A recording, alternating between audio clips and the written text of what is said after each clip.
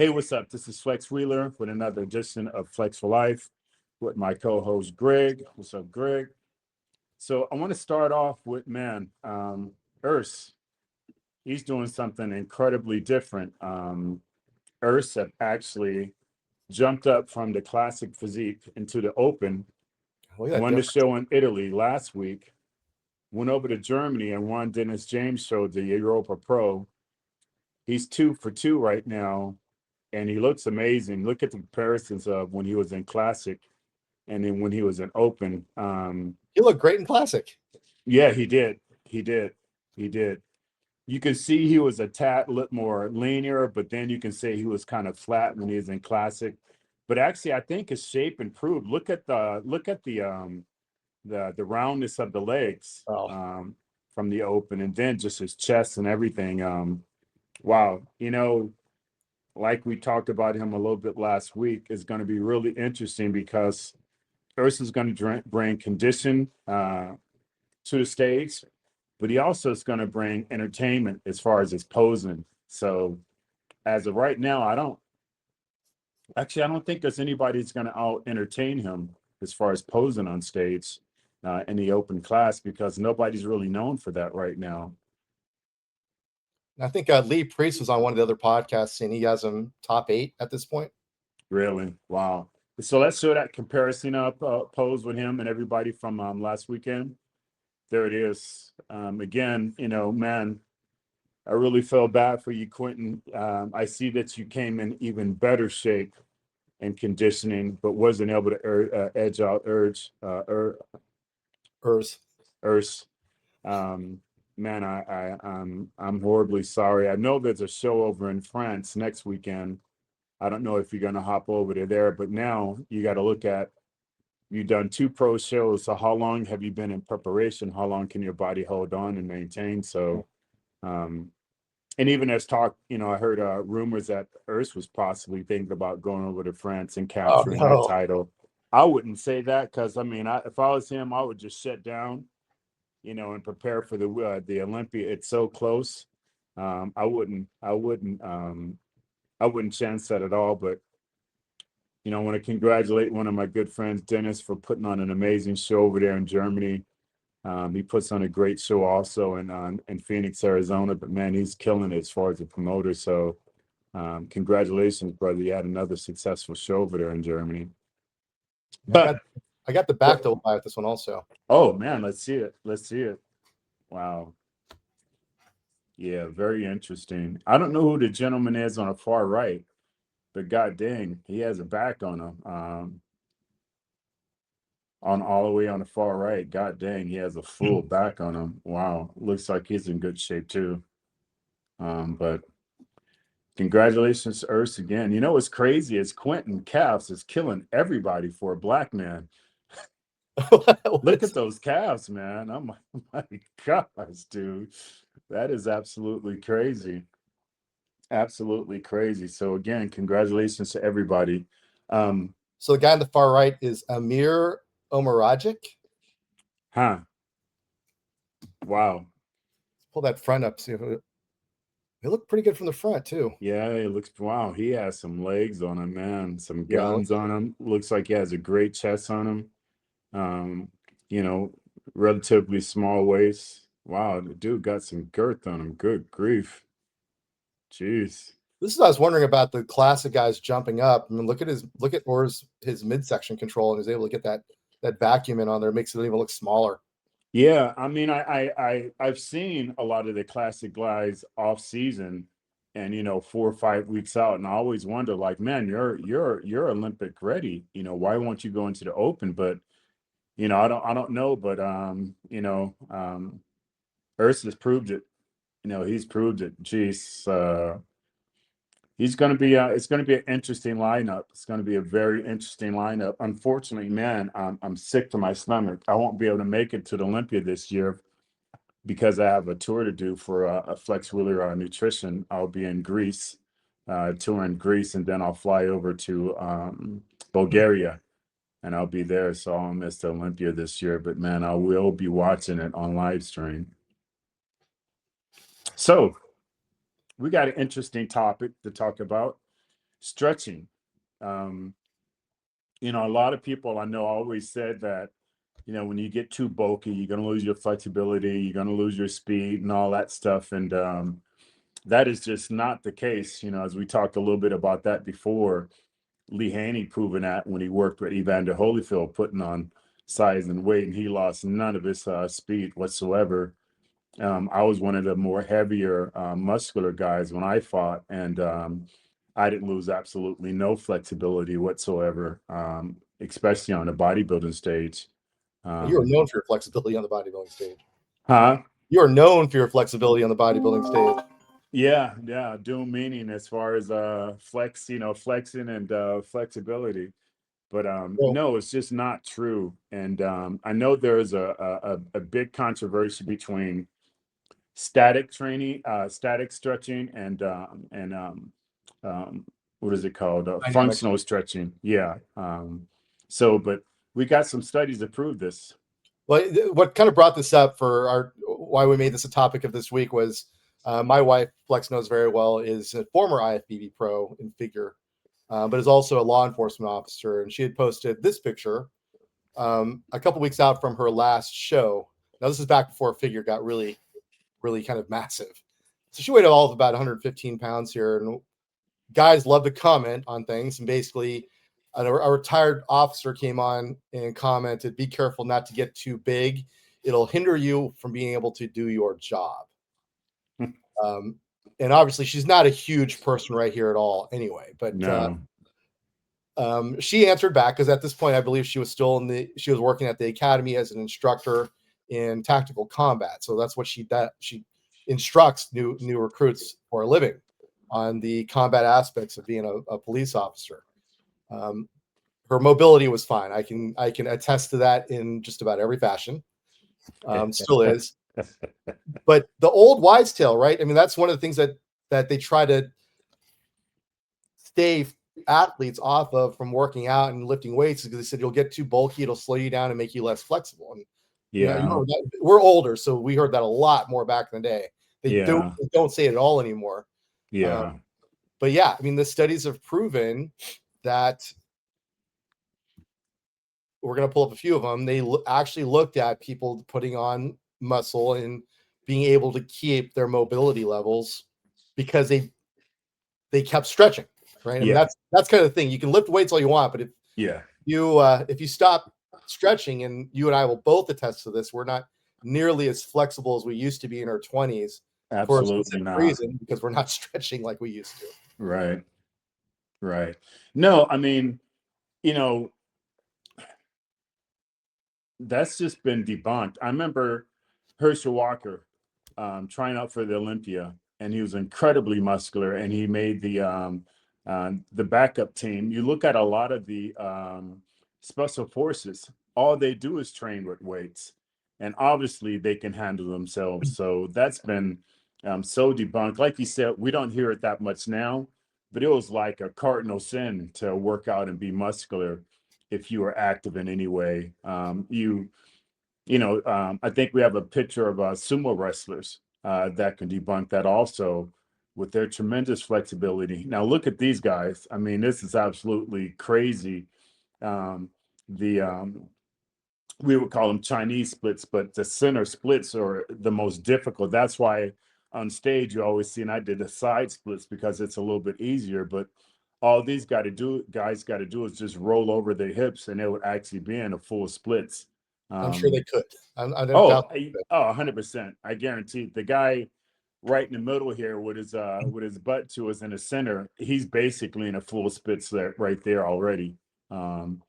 So obviously that's been proven, wrong for a long time for history with sumo wrestlers, because they've always been extremely flexible. But you don't hear it as much anymore because now you have everybody training. You have MMA doing training, football players doing training, boxers and everything else like that doing training. But it was like a massive no-no back when we're coming up. Right, with no real evidence either, because they just assumed. No, it was just the old timers kept it going. Yeah, I won't say some other weird things I heard about boxers, the things they wouldn't do before a fight, or anything like that. But it's just one of No, those old sayings that just continued going until people just started, just debunking that, and like you said, for me, I started off in martial arts and then I started weight training. But, even like when I went to California, I did that famous picture where I'm in a squat rack and Tyra Guire is holding my leg up and I'm doing a bicep pose. We would always train, we would weight train first, and then we would immediately go into our martial arts training. So it's something that you don't lose as long as you keep it. But it really doesn't matter as far as muscularity or not, because like you said, great, me and you are proofs of that. We're not that muscular anymore, but being that we're not actively stretching, we completely lost it. I mean, I keep telling myself I need to start doing stretches because I can just feel myself contracting and hunching over, and I got to stretch back and stand up straight. But it's that old saying, if you don't use it, you'll lose it. right, and that's actually brings us to our next point is that another study we'll pull up actually showed the beneficial effects of flexibility on strength and hypertrophy. So they found that the less flexible people were, they had negative effects on their ability to lift weights and performance there. And So I never seen studies or anything like that, but I just knew in my mind frame that, like, I would always tell my clients, stretch in between each set. And they would always ask me, why isn't that going to elongate the muscle or cause the muscle to get weaker? And I always had this analogy I would give them, like, imagine if you put on a pair of tight 501 jeans. They're kind of tight, they're kind of snug. But as you keep walking throughout the day, they're looser, which means you can actually put more volume into them. So as you're doing a stretch, I mean, as you're doing an exercise and you get a pump, if you stretch that fascious tissue, you can go on and put more blood into that actual muscle cell, and continue doing that over and over. You can continue, alleviating that. So yeah, I just, like I said, those studies wasn't out back then, but I've always thought that. I mean, just for people's reference, going back to when you were completely active, still training for shows, what was your flexibility routine like back then? What was the question again? What was you were still stretching? I'm assuming back during your competitive days. Yeah. What was it? How did you work it in? Was it before, after? Or did you do it all day long? And what did you do? So back when I was competing bodybuilding or Yeah, fighting, no bodybuilding specifically. you know what? Honestly, because I had trained in martial arts. I started like when I was about 7, and I quit when I was like I quit fighting when I was in my early 20s. I Hmm. think like 21, 22. Um, you know, the weird thing about it is I never stretched before I did the splits on stage. Ouch. Um, I just, in the gym working out, I could never do the splits. I would go down and I like, wow, it'd be really tight. So, you know, it was just weird. I had these moves that I would do before I go into splits, and it was always a spin. And I would spin. I'm like, oh my God, and I would just try to just relax. And the cameras are on me, and I'm doing a routine, and I have a big smile, and I would just relax, and I would just, as you've seen, I would never just drop down. I would slowly go down. But that was absolutely weird. I absolutely never stretched other than on stage doing the splits, and I think it was just from years and years and years and years and years of stretching. Right. I still had that flexibility in me even as I got more muscular. Now, something I did used to do when I was, even like I was 280, 290 pounds, I would still kick. I would still throw kicks at people's heads. They'd come in the gym and mess around, and I would still throw kicks. And I actually went out for a movie once, and that's what they had me do. And that time I did stretch. I got down, I did some static stretching and stuff, and I got up and done some spinning kicks, some spinning hook kicks, some axe kicks, and then done some spinning axe kicks. And the guy stood back. He's like, Huh. Wow. I didn't see that coming. But I sucked when it came to reading my roles, so I didn't get the Ah, movie. so you were throwing kicks though, just fairly randomly and fairly regularly. So that was dynamic mobility right there. Then. Exactly. And you know, again, I never really stretched doing that or anything like that, but it was just from years and years and years. I mean, every day I would train in martial arts, absolutely every day, sometimes twice a day. For hours, we would fight. For hours, me and Ty, we would fight after practice and do stuff like that, and then travel around, California, fighting in tournaments. So it was just something that I guess because I was still actively doing it, whether it was kicking or doing the splits on stage, Hmm. I was still using it to a degree, and I didn't lose it. Well, so I mean, there was. I mean, obviously, it's not required for everybody because there's quite a few successful bodybuilders that put on a lot of size and everything else and got through it all that I would not think were hypermobile. Like I would not say Branch Warren could do the splits on stage or anywhere. I would assume No, he was a very and successful again, bodybuilder. yeah, and again, they never. So I think it's even harder if you are muscular and then try to be flexibility. I know, like Ronnie stretched, he stretched over and over and over Oh, did he? to be able to go down into the splits a little bit.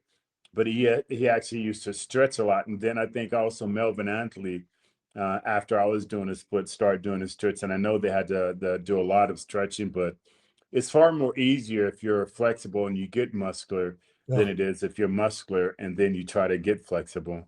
Could Kai do the splits? Did Oh he ever? my gosh, geez. He had so many nicknames. One of his nicknames was Rubber Band Man because Oh, right. literally he was one of those guys that can take chairs and his legs would bow in, because he was so flexible. And yeah, that's probably one of the most flexible people I've ever seen. I mean, just he also could kick straight up. So that's the splits Kai could. there. Oh yeah. Oh, Wow. just yeah. He would just take off and just kick straight up in the air, and Even he when would actually when they kick got to straight his up. largest. Yeah, he would do katas where it would be um what did we call them? Not open katas, but it was something else when we created our own. Oh, But like creative. yeah, yeah. So he would actually throw his kick up straight up in the air and then from there fall down into the splits, Ah, which was crazy. But yeah, yeah, he had so many nicknames. Ty Berry, Rubber Band Man. Yeah, his flexibility was just off the chain. all right. Hold on. All right, so funny you brought up all the flexibility in martial arts. I wanted that's our next topic. So first off, flexibility is important for everybody. Yeah, Um, definitely. you and As you I get both, older. yeah, you and I both grew up with martial arts backgrounds, starting very young. Um, all of my kids have Loved a little it, bit man. of it. Loved it. Yeah, Oh but my gosh, loved it. I know you loved it too. yeah, all of my kids do it to at least a little bit. You know, my oldest is a different situation altogether. Um, I want to know your thoughts, and I'll get into this as well because I get inundated on my feed with a lot of crap from the sport karate, sport breaking, flashy stuff side of things. And we both did taekwondo because everybody did taekwondo in the 80s. We just Sure. wanted to fit in. Um, Yeah.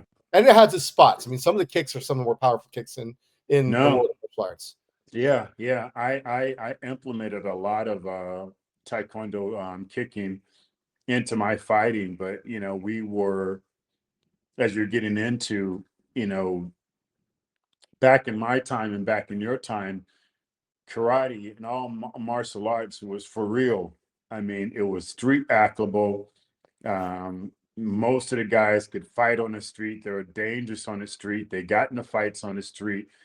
It wasn't it wasn't as like it is now. And even still, when you think of taekwondo, you think of Olympic style taekwondo, and that isn't street actable. They can't. They're not even allowed to punch in the face. Right. Um, so like my two martial arts teacher that came up with the style Kim Kwando.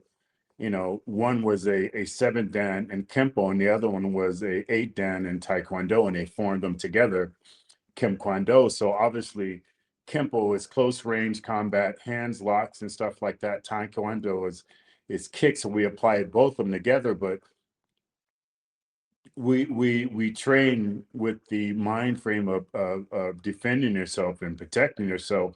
But we were a fighting school. We traveled around and fought. Um, Now you have a lot of schools now that a lot of the things that they teach are not fight applicable on the street. It's more like you said, sports karate, where I fought point fighting, but it was just really different then. We didn't have mats. When you went to international, there was no mats on the ground. And if you broke somebody's jaw, or if you broke their rib, you were respected for it. Now it's about touching and getting out of there and stuff like that. So it's more about speed. Um, and it's more flashy. It's a lot more flashy now. Well, I guess my question ultimately comes down to, I know with the twins, they did Brazilian Jiu-Jitsu, wrestling, and Muay Thai. And in my thought process, there wasn't something they really loved, but it was more for protective purposes. Because it was at my last academy, we also had a close quarter combat program there for actual street combat situations based off of a number of different things. But Yeah. with them, it was more of they'll be able to use it against the dickhead fraternity guy when they go to college. Right. For Neely, the older one, she's an elite level athlete, so she's competing in a different phase. But so my thought process, I'm going to put him in a school or put him in a program that teaches them those skills. Yeah. Versus, and I know we know a little bit more than the average parents. They'll look for the first, victory martial arts, or even the West Coast martial arts with Ernie Reyes, Right. where it's all, Right. they're not going to get those same skills in those places, because it might be a point situation where their school goes towards either doing a forms competition where it's all Yeah. flashy, using weapons that are not, you can't just carry around with you on the street, Yeah. let alone really used properly, because you're being flashy. Or a point sparring situation. Like, I'm going to bring up a point sparring fight that's actually, as I think it was at ISK Nationals, and just prepare yourself, because I know you've seen this video. It's still, to this day, I've seen it 100 times, and it makes me angry that these people are wearing gis and were given belts.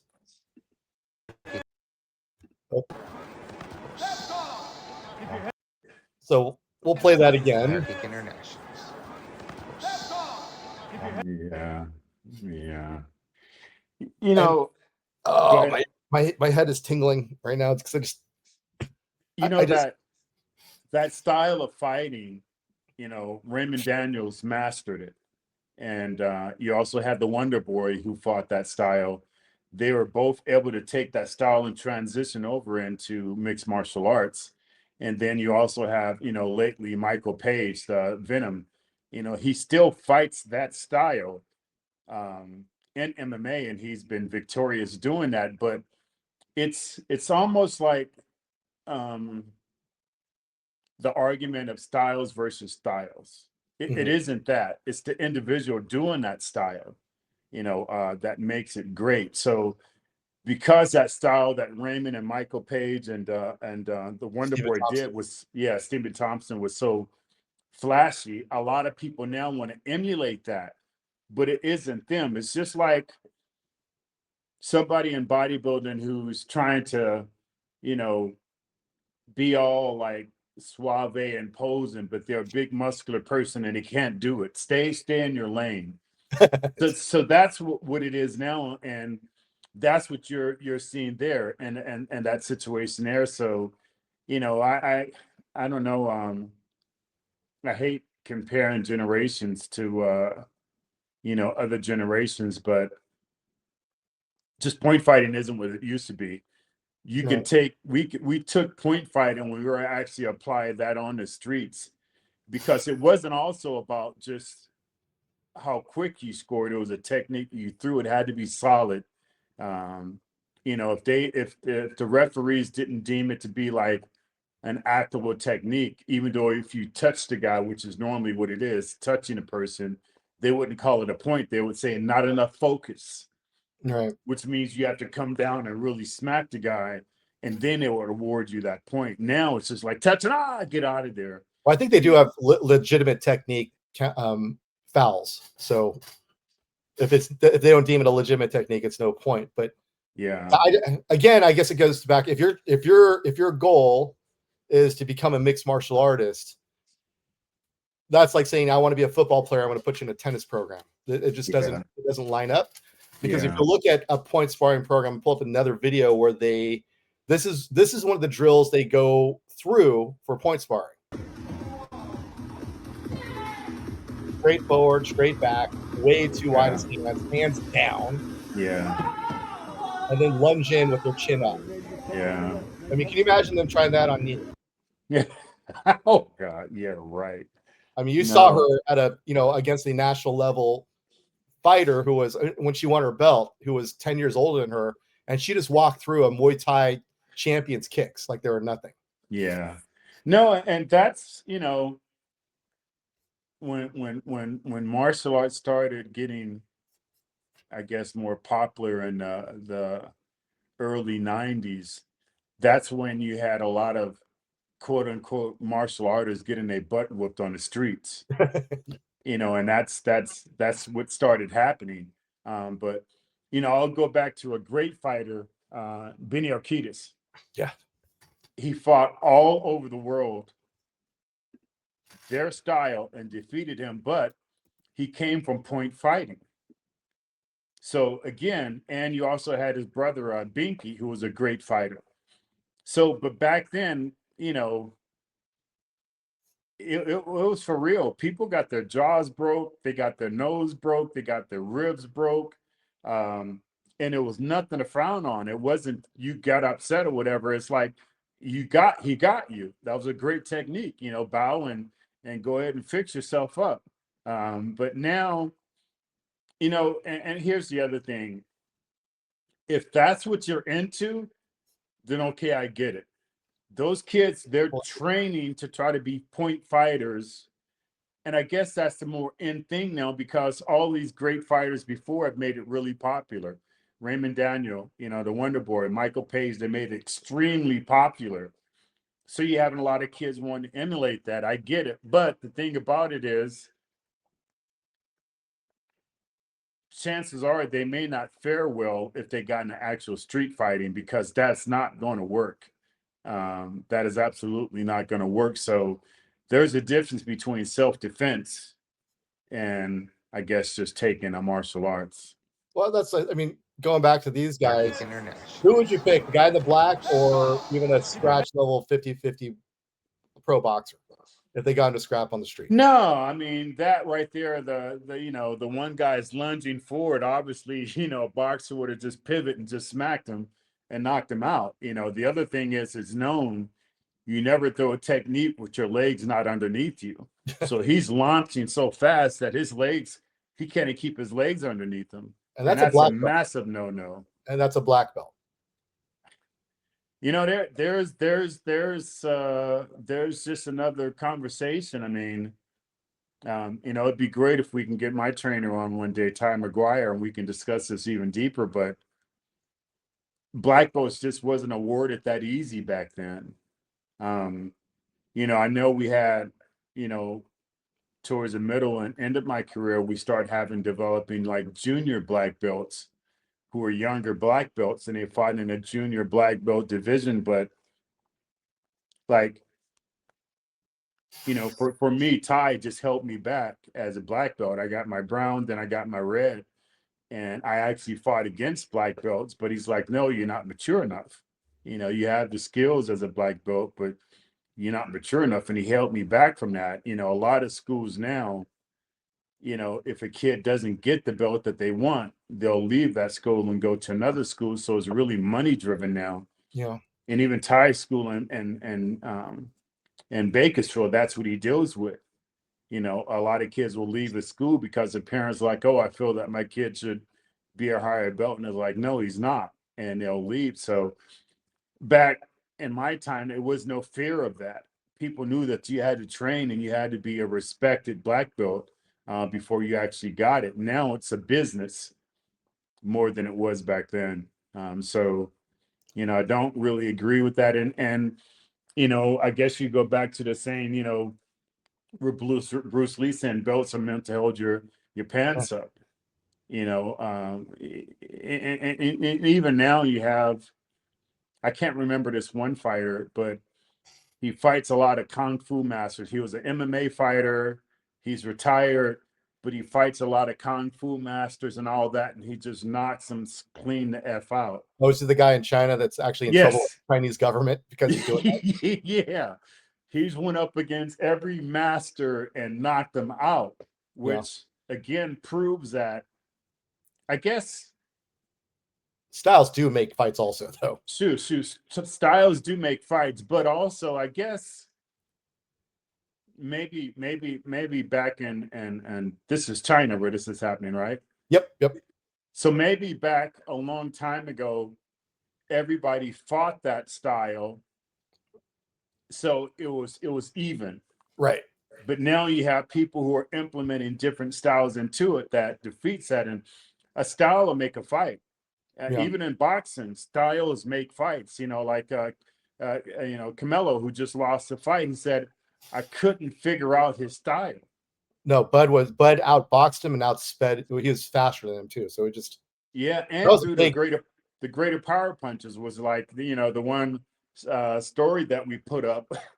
It's almost like that's that's AI. He prairie and then came back and just almost. I would have thought that would have broke his neck the way it torqued him. That's the one thing I would have put money on Canelo just because of the size difference, and he is an extremely skilled boxer.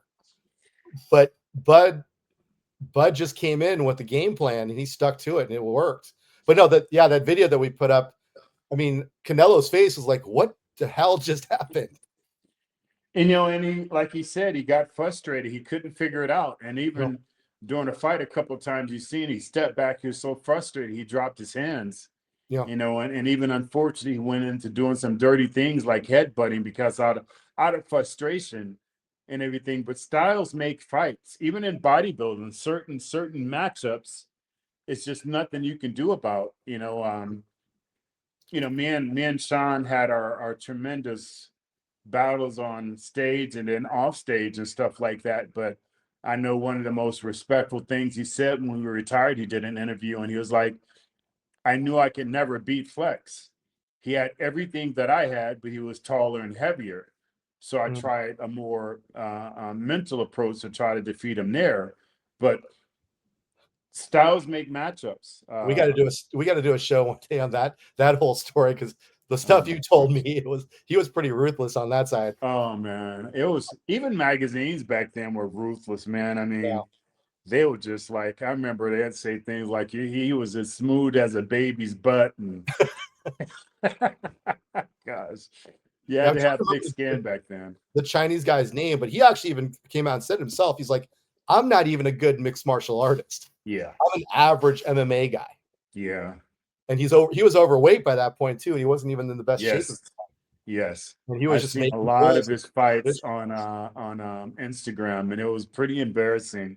Yeah, you'd have this person trying to do their all this, that, and the other, and he's just coming there and just like lay the guy out. And he even tried takedowns most of the time. He just went straight to boxing. Oh yeah. It was pretty embarrassing. And right. I think for me though, the two biggest, I'll say three of the biggest transformations in the martial arts world was, first off, Bruce Lee in the late 60s, early 70s. He really kind of changed the thought process, everything, because then it was, my style is better than your style. That's right.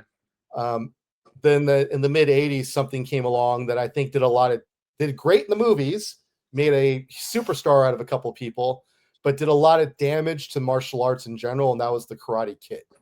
Because I think you could take some gangly, very unathletic kid in a couple weeks and make him good enough to beat, even in point sparring, which theirs was full contact point sparring, I guess, to be able to beat a guy magically like that, or a bunch of guys. That just would not happen ever. I would put money on that. You put your hands up and that's not going to happen. Plus, in Cobra Kai, Johnny was correct. That wasn't the illegal technique, because you cannot get gosh, yeah, right. Cobra Kai. But then the next evolution was the Gracies coming in and having the first UFC and showing that styles, things needed to change in general. And that kind of Yeah, created the whole MMA side of things to yeah, where, yeah, because they learned also that jujitsu couldn't do it alone anymore. yeah, yeah, definitely. And there's a story that hopefully Ty will talk about when he met the Gracies when they were demonstrating their jujitsu. And Ty comes from a wrestling background also. He Oh, did everything. He track and field, basketball, baseball. He fought on the USA team as a teenager against grown men and was winning, but he is also an accomplished wrestler. mm, And there's always been that argument that jujitsu against wrestling, who's going to win? Because a wrestler never wants to be on their back. They feel that that's a failing position where jujitsu operates from their back. they'll pull you to it. Yeah, they'll pull you to it. So it's always that great, argument between the two. But I think it takes now what they're discovering it takes a various of all of them Yeah. to be absolutely great at your skill set. Yeah, well, in the early days, I mean, Hoist made show that if you didn't know what you're doing on the grappling side, I mean, he beat guys like Ken Shamrock and Dan Severn. Yeah, So he and made Dan I Severn. mean, if we can break it down now because we have so much videos and our thinking is more advanced, but he would pretend like he's going to hit you or kick you to Mhm. get you to extend your arm out to block it, but he was not a striker. No, no, He no, was no. not a kicker. So he would get you to extend your arm out, then he would grab your arm and lock it, and it was like a fish out of water. It's like for me and point fighting, and that's the one thing that we always knew in street fighting is that fight is going to go to the ground eventually. Right. And all of us was always afraid of the wrestler because they're at home, when it gets to the ground, and all fights end up on the ground and you're like a fish out of water then. Right. And the It's like, wrestlers are very adept at not letting you take them down too, if that is your goal.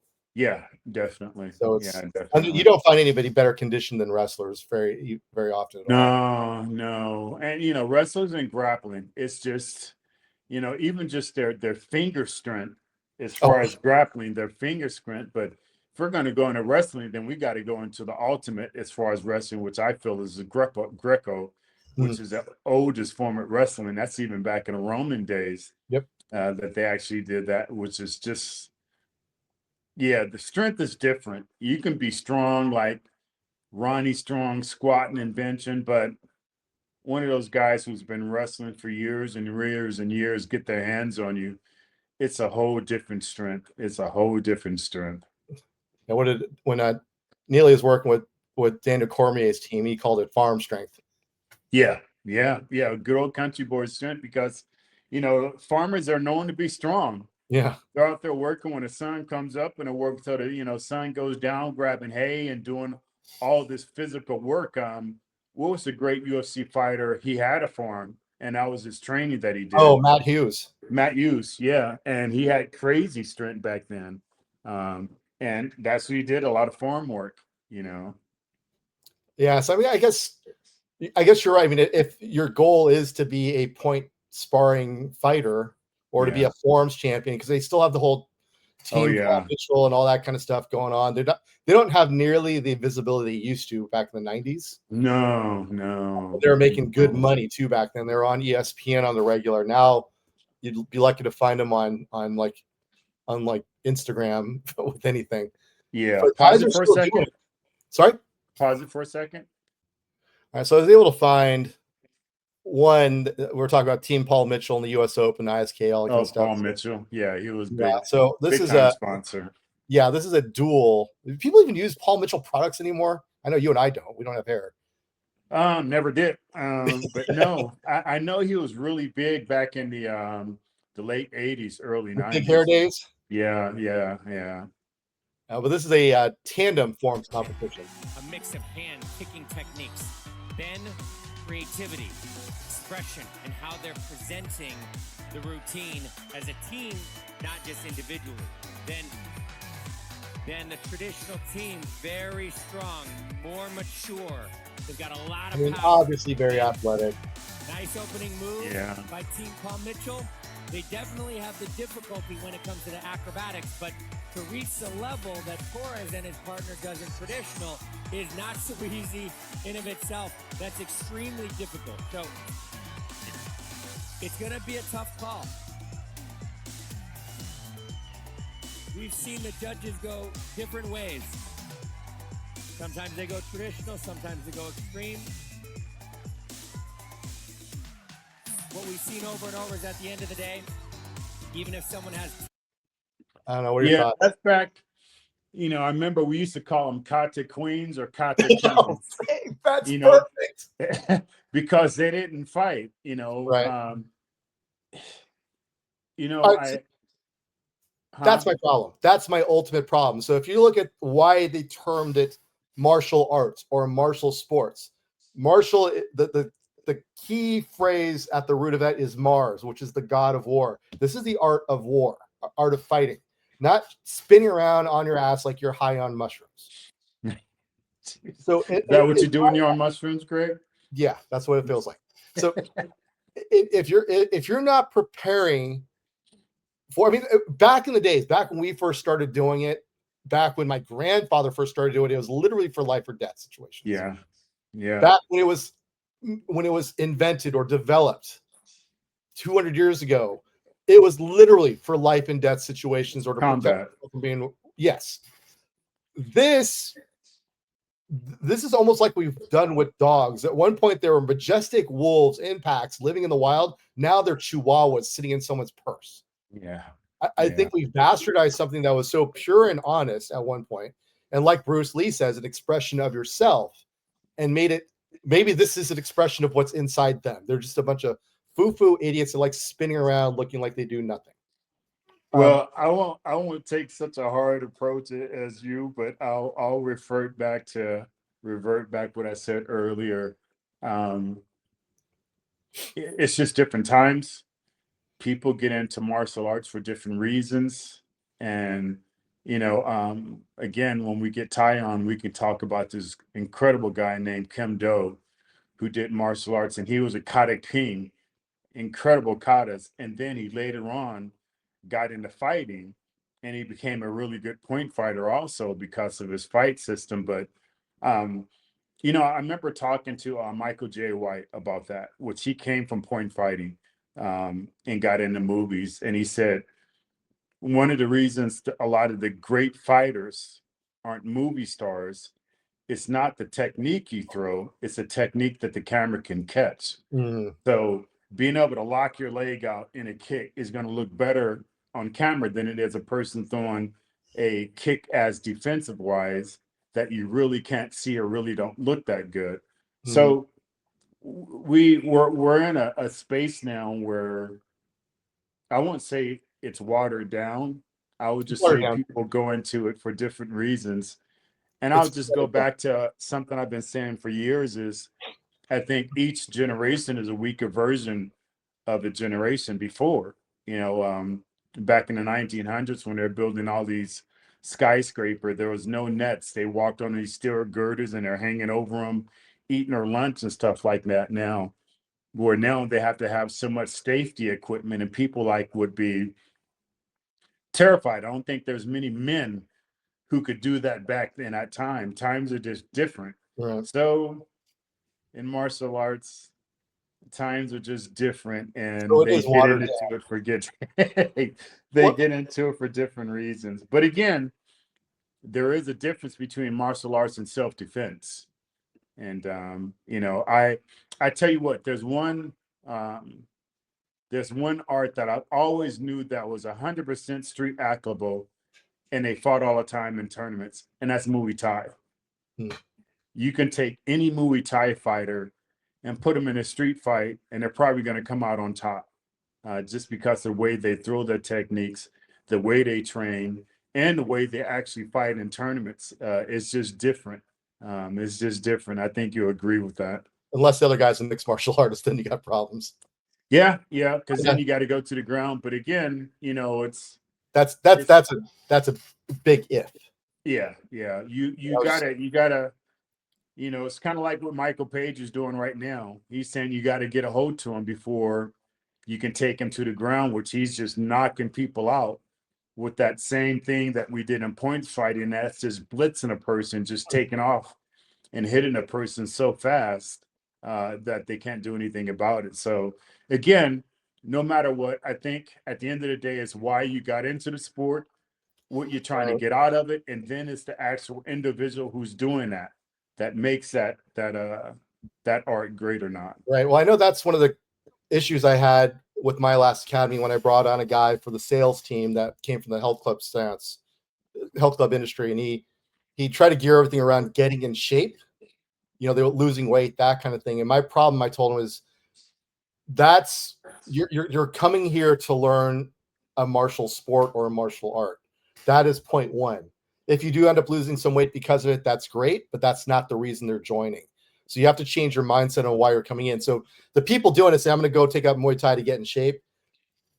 I just don't. I said that's kind of the wrong reason to do it. And that's why, I mean, someone I'm going to bring up right now, a video for her. Her name is Reina Valandingham. She's kind of one of the new it girls because she was on the Cobra Kai show as a bad guy.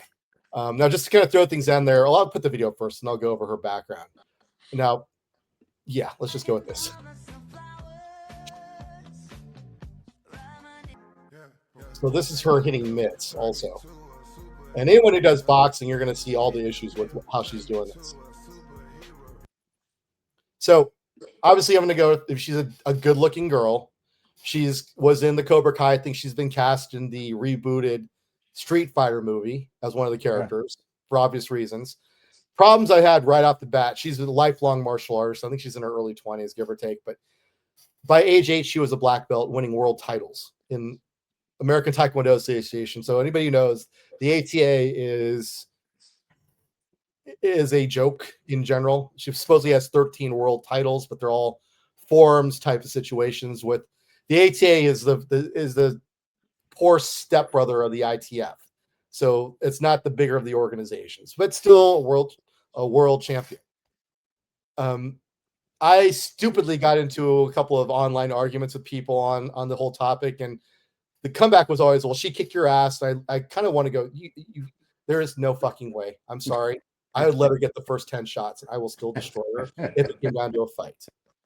And then I came back with my daughter would destroy her in a fight. So, I mean, obviously, if you look at, pull it up again, when she gets to the part with the mitts, so these kicks are all for show, right? Sure. There's nothing there. As soon as she does a spin kick, she'd be taken down. But you see, there's nothing on those punches.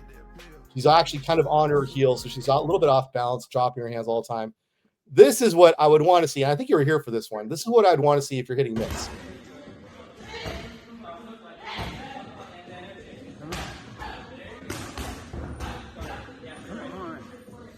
And if you see the logo, this is actually American Kickboxing Academy, so a world-renowned academy for Muay Thai fighters, mixed martial artists, world champions.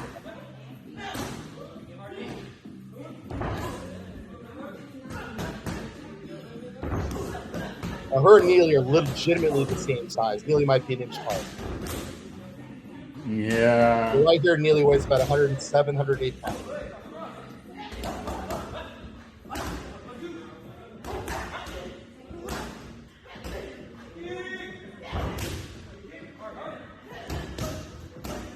We talked about Muay Thai fighters in a street fight situation. Could hold their own in most cases. Yeah. Who are you putting your money on those two And guys? for everybody who don't know, that's Greg's daughter, Greg's oldest daughter. I was there when she was training. It's really interesting the power that technique can develop, and it doesn't have anything to do with size. And they kind of go back to, I wish Nelly continued fighting because, man, it was just amazing to see her fight. But literally, she got so good at a young age that she couldn't get fights anymore. Even grown women wouldn't fight her anymore. But the thing back where you said you brought the guy and he was trying to say martial art was a great weight training to lose weight, that's not true. And somebody who was an amazing fighter, amazing wrestler, MMA champion, that we can talk about would be gosh, why did I just forget his name? Um, Commentator now for the UFC. Cormier? Cormier, Daniel Cormier. who's always been a heavier guy. I actually was able to watch him in a wrestling competition where he was a lot lighter and a lot smaller, but obviously his endurance was through the roof. His tank was just, he never emptied his tank, but he was always a little bit on the heavier side. So you can't tell me that actually just training in any sport is going to allow you to lose weight. There's a lot more that comes into play with it. And even to go deeper than that, it depends on what body type you are, whether you're an endomorph, mesomorph, or ectomorph. That's going to help you to be able to achieve that. But that's 100% wrong. And I hope people don't get into, um, bodybuilding, fighting, MMA, or wrestling, thinking that's going to be their key to get them in shape. Now, cardio wise and internally health wise, yeah, definitely. But if you're going into there to lose weight to look better visually, that's not going to be the case. No, I always told them, you're there to learn the art, the martial art. If it's Muay Thai, whatever, you're there to learn that. Even if it's Taekwondo or sport karate, that's your primary focus there. Now, if you do lose the weight, and you probably will lose some weight if you've gone from zero activity, Sure. that's the icing on top of the cake. That's not the cake. That was my thought process on it. And the thing is, the cake is learning how to fight. I'm sorry, that's exactly what you're learning here, whether you use it or not. I know I was taught at a young age with my original senseis. This is something your job is to avoid confrontation in fights. Sure. But if you can't avoid it, then you should be able to protect yourself after that. Yeah. So that's where things come along. But the thing is, this is not going to prepare you to get into a fight. No. And I know I'm making a again, lot of fun of them, but that's right off the bat, the straightforward, straight back, that's going to get your head knocked off. yeah. And again, Greg, I got to argue. I'm sure they're not in a combat school. I'm sure they're in a point fighting, type Yeah. school, and hence that's the way they're training. But like I said, that's what happened back in the late 80s, early 90s. You took a lot of guys who trained in martial arts or karate or a form, and then got into a street fight, and the street fighter always demolished them, because there's a difference between martial arts and combat and self-defense. There's a lot of schools out there that are more karate based that isn't self-defense. It has nothing to do with self-defense. I went and I got my black belt in Olympic style Taekwondo because I wanted to be recognized on paper as a black belt. And the thing about it is, a lot of the martial arts, they're hybrids. Like I said, I come from a Kemkwando, background, where if I went to any other school in the United States or globally, they wouldn't recognize me as a black belt. So that's why I went and I trained in Olympic style Taekwondo. And back then, I don't know about now. I'm looking at my certificate right now, but back then, they videotape you and they send it back to Korea, and that's how you judge on whether you get your belt or not. And that's globally known. You can walk into any school, show that, and you're recognized as a black belt. Where, like you just said, there's so many black belts that are walking around, they're not really black belt, and it really gives the sport really for a lack of saying, a black eye. Yeah. Credibility. Yeah, Well, credibility. It really hurt. But that's why a lot of now karate schools, or kung fu schools, or um kaija kempo schools, they're not too much in existence anymore. MMA schools are. Yeah. And there lies a difference. You can probably take any yellow belt in MMA and they can do okay in a street fight, Right. because they're going to be kind of real rounded in all the skill sets. So there's a great difference between back in our times versus now. I mean, there was a kung fu school in every freaking corner, karate school, Taekwondo, Kung Fu, yeah, Taekwondo, everything. Shotokan, Shorin-ryu. Kaiju Kempo on every corner, and it was a fad, it was a rage. Where now mixed martial arts is. Right. Well, that's another thing. I mean, just these point sparring guys. I don't want to bring up the lunging guy again, but in the other fight sports, you take punches. Like you just don't look away. You take some. Like even Canelo, when he got caught by Bud in that one shot, he looked straight back at him, even though he was surprised. These point guys are not used to getting hit; they're used to getting touched. Yeah. So that's also creating a bad situation once they transition away. And again, there's only. I mean, you named one Stephen Thompson. You named Michael Venom Page, but Raymond Daniels. Let's say we just round that up to 5. How many mixed martial artists, professional wise, are out there just in the UFC at the highest level, not counting Special Fight League or all the regional promotions? That can say that. It's again, I guess it goes back to what your ultimate goal is. And that individual, they came from point fighting. They came from point fighting, but they were real fighters. And that's why they were able to take that same points fighting and use it in actual, combat, which is MMA. Now all of them kind of had a problem if they went up against just an extreme grappler or a wrestler. Yeah. But if it was stand-up fighting, that's why they were able to use that same point fighting techniques, especially Raymond Daniel with the flying side kicks and the 3-touch kicks and stuff like that, knocking people out. Because again, there lies the difference in MMA. Us as martial artists, we didn't have to load up on a kick. We just threw it from wherever we are, and it was powerful. Where now you see they have to load up on a kick, which telegraphs. We would call it telegraphing. Even the shift of your weight would tell us what you're about to do. If you shift your weight back in your back leg, chances are you're about to lead with your front leg. If you loaded your front leg, chances are you're about to come with your hands or a rear leg technique. So, it's like also Lyoto Machida came from the traditional martial karate side, but he also was doing Brazilian. He is Brazilian, so I think he probably did Brazilian jiu-jitsu just as much. But shout out to Lyoto Machida. I got a chance to meet him and take a picture with him at Dragon's Lair, and that was just a monumental moment for me. And even out of all those guys we just mentioned, Lyoto Machida is the only one to win a major title. Stephen Thompson's the only one to after that to challenge for a major title. I know Raymond, he had the Bellator kickboxing title, but he did not have an MMA title. Kickboxing and point fighting, that's a little bit more of a straightforward transition. I mean, another one, Sage Northcutt, if you remember him from his UFC days, he came from that point sport karate background. There was another announcer for a while. Kenny. There was another announcer for a while, Kenny something.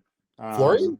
Yes, was also a karate guy that threw karate techniques when he fought. Also, he was very much well known for that.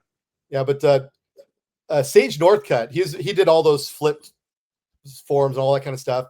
He did not do well in the UFC. Got cut. Went to ONE FC, and in his last fight, he fought one of the goats of Muay Thai, who did both Muay Thai and MMA, Cosmo Alessandra from Brazil. Cosmo broke his face, literally. Sage was in the hospital for a month after their fight. He got a straight right that Sage will tell you himself, he literally broke my face. You got to be careful, man, what you want to do, bro. I mean, like I said, I really, really feel that it is not the style, it's the fighter. Oh, that's absolutely true. 100%. It's the mentality of that person and just their will not to break, and really just, old saying, just that dog in them. When you think of a dog, if you ever unfortunately seen a dog fight, even if it wasn't, a set-up dog fight where two dogs just chased each other and fought, it's fearless, man. I mean, even a dog that's winning is still giving everything it has. So when we talk about that dog in you, some people just have that dog in them, and it don't matter. They can have horrible technique, but it's just that dog in them. They're just still gonna, run through you. Yeah. Well, I was on the Musclecast podcast yesterday, the one in Okay. Australia. And he asked me about that because I guess his son is doing Muay Thai right now. He's like, what made you get into it? And when you're coaching or you had your academies, could you just identify people that you knew would do well or were fighters? I said, absolutely. You almost see it right off the bat. And you see the people who might have great technique and want to be fighters, Yeah. but just are not. Yeah. They can't pull that trigger. Yeah. Right. Yeah. And like, I think I keep bringing up my daughter because I'm proud of her, what she's accomplished in the fight game. She's moving to boxing now, so she will fight again. But you saw her title fight where she's fighting a grown woman who she just walked down and ate everything she threw at her, which that's got to be just It's just that dog in her. demoralizing. That dog in her, man. Like, I'm willing to take your best shot, but I guarantee you're not going to take mine. Let's find out. Right. And then I just, on the stuff that I'm not so proud of her about, one of the times she got suspended from high school was when she got into a fight with a football player because she would not back down. Did And she that win? right off the bat, that automatically says that's a fighter's mentality. Oh, yeah. Yeah. No. I wouldn't be upset with her about that. Are you kidding? Come on. That was her second suspension that year, so I was upset with her. She could have Who was turned that first? it was another fight. Well, you listen to a lot of great fighters, they got in a lot of trouble on the street. Yeah. And fighting is actually what saved their life because they can take that same mentality of not backing down and they can use it. And a lot of them said, I can't believe I get paid for this. I'd be doing this for free. That's just me. We're doing it for free. Huh? They were doing it for free, probably. Yeah. But yeah, so I can't we take different stands. I'll just say it. I'm always a little bit more respectful, a little bit more politically correct. But those videos, those kids, they're chasing point fighting. I don't think they'll be great fighters on the street. I don't think they'll probably ever. Well, we can't say that they'll ever transition over into an MMA fighter because I'm sure I remember when Raymond Daniels was fighting in point fighting, he didn't ever think that he would get into full contact fighting. Really? Yeah, no. It was just, I remember when he was a green belt, when he was younger, he was a green belt underneath me, and none of us thought about that. It wasn't even on the radar. Actually, back then it was only PKA, remember?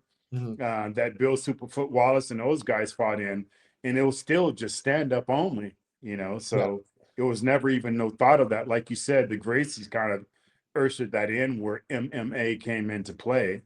Well, they threw a monkey wrench in everything, the whole world order. Yeah, they did. Well, just trying to be nice a little bit more. Those kids that we showed in the videos that were doing those drills, I don't know how things will turn out. They could have an epiphany and then saying, they could watch a UFC event on ESPN and say, I want to learn how to grapple and I want to learn how to box and I want to learn Muay Thai also. So things could switch. They're still young. Yeah. There you go, man. There you go, Greg. There you go. Now, the guy who on Facebook told me that Reina Valandingham could kick my ass, you could still suck it because there's no way. I'm sorry. Well, that person probably wasn't a fighter or probably didn't come from a fight background either. No, there's just I